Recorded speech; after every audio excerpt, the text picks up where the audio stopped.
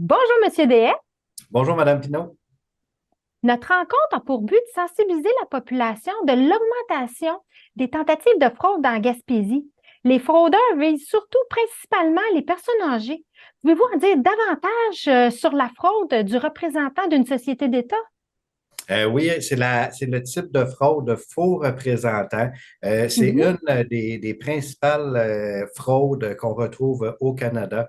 Et puis, là où les fraudeurs, ils communiquent soit par téléphone ou ils peuvent se présenter également en personne. Et puis, ils se font passer soit pour un policier ou soit pour des représentants d'institutions financières. Et puis, ce qu'ils font, c'est qu'ils indiquent à leurs victimes qu'ils sont présentement victimes d'une fraude sur leur compte bancaire, sur leur carte de crédit. Et puis, ils tentent de créer un certain sentiment d'urgence. Et puis, ce qu'ils disent, c'est que afin de cesser les fraudes, ils demandent des renseignements personnels qui sont liés au compte. Donc, les numéros de compte, les numéros d'identification personnelle des victimes. Et puis, les gens qui ont vécu le sentiment de stress, souvent, ce qu'ils vont faire, c'est qu'ils vont donner les renseignements aux fraudeurs. Et puis, par la suite, ben, les victimes, ils subissent une perte financière. Ou ce qu'on a pu voir aussi, c'est que les fraudeurs vont demander de mettre bon, leur économie en lieu sûr. Donc, ils peuvent demander de mettre l'argent dans leur boîte aux lettres. Et puis, OK. le fraudeur se présente et va chercher les économies chez les victimes. Ou aussi, ils peuvent demander de laisser les numéros d'identification personnelle et puis les numéros de compte bancaire dans la boîte aux lettres. Donc, c'est ce type de fraude, la fraude faux représentant. Ce qu'il faut savoir, c'est qu'en aucun temps, un policier va demander des numéros d'identification personnelle et des NIP par téléphone ou même en personne. Et puis, c'est la même chose avec les institutions financières. Jamais ils vont demander par téléphone des renseignements qui sont personnels. Donc, c'est la première chose à savoir. Euh, OK. deuxième chose, deuxième chose également, c'est dans le cas de doute, de ne pas hésiter à communiquer avec avec un proche, afin de s'assurer là, de la validité de l'interlocuteur.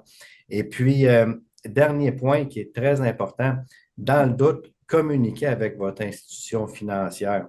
Et puis, ça m'amène à vous parler aussi.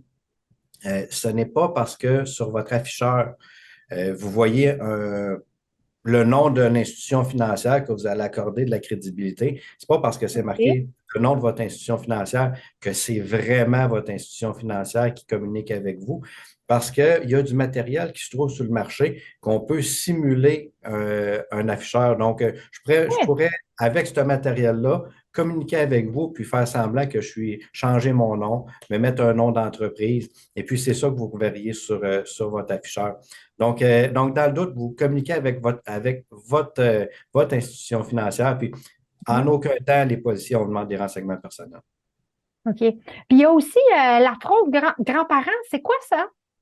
La fraude grands-parents, c'est encore une fois, on parle de notion d'urgence, que les fraudeurs vont tenter ils vont tenter de rendre les gens émotifs pour les amener à être victimes d'une fraude finalement. Donc, la fraude grands-parents, c'est que Mhm. le fraudeur communique avec vous et puis il se fait passer pour un membre de votre famille, souvent un petit enfant.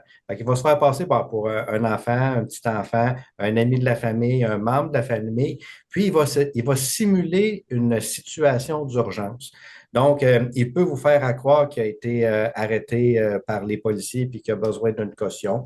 Il peut vous faire croire qu'il a été victime d'un accident, puis bon, il y a des frais de remorqueur. Il peut faire à croire qu'il est dans un autre province puis qu'il a besoin pour une raison X d'un montant monétaire.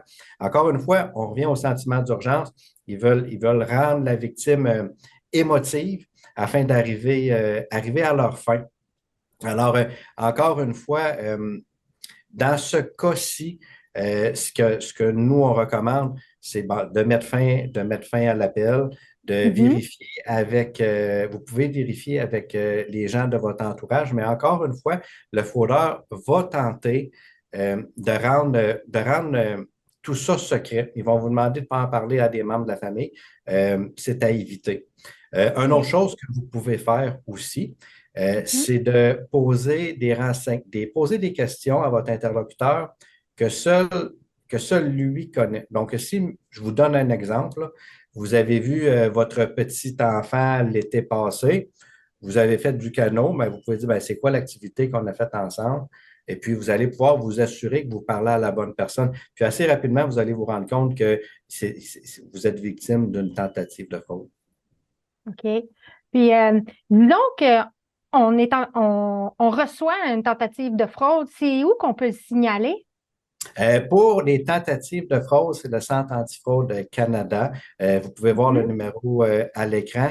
Et puis, en ce qui concerne, si vous êtes vraiment victime d'une fraude, vous devez communiquer avec la Sûreté du Québec, donc votre police locale, donc dans votre secteur, c'est la Sûreté du Québec. Il ne faut surtout pas hésiter à porter plainte. Souvent, les gens qui sont victimes de fraude, ils ont un certain sentiment de culpabilité et puis le sentiment n'a pas raison d'être. Il ne faut pas oublier que vous êtes victime de fraude. Nous, le travail des policiers, mais c'est de traduire en justice les auteurs de ces crimes. Donc, n'hésitez pas à communiquer avec nous. Ben, je vous remercie beaucoup, M. Deshaies, puis on demande à toute la population de rester vigilant. Ça m'a fait plaisir.